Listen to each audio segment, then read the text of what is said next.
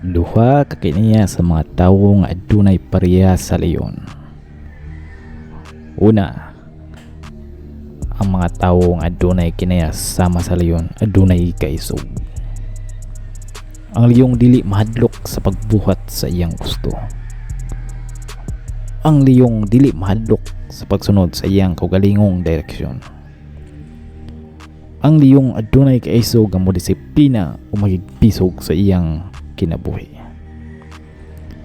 Nabuhi siya sa iyang kaugalingong gusto.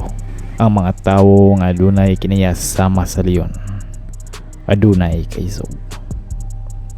Sila adunay kaisog nga mobarog sa ilang gituohan. Sila maisog moadto sa laing direksyon. Bisan pa ang mga panon nagsunod sa lain nga dalan. Sila andam matubangon ang ilang mga kaaway o mga hagit bisan pa kung sila ay naay kahadlok. Sila dili mudagan og palayo. Adunay usa ka Bisaya nga sulti nag-ingon, kung wala kay kahadlok sa imong sulod, dili ka mahadlok bisan unsang kaaway gikan sa gawas. Kung gusto nimo nga aduna kay kinaiya sama sa LIYON, kinahanglan nga motuo ka sa imong kaugalingon.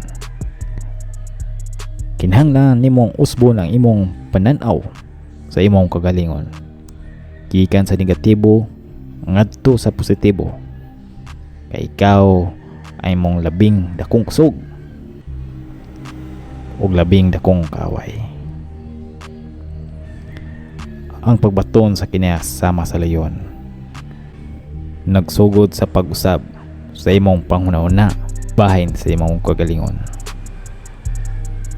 Kini mulambo kung magkunana ka sa positibong bahin sa imong kaugalingon. Kini magligon kung mohunong ka sa pagtuo sa ingon sa uban bahin kanimo.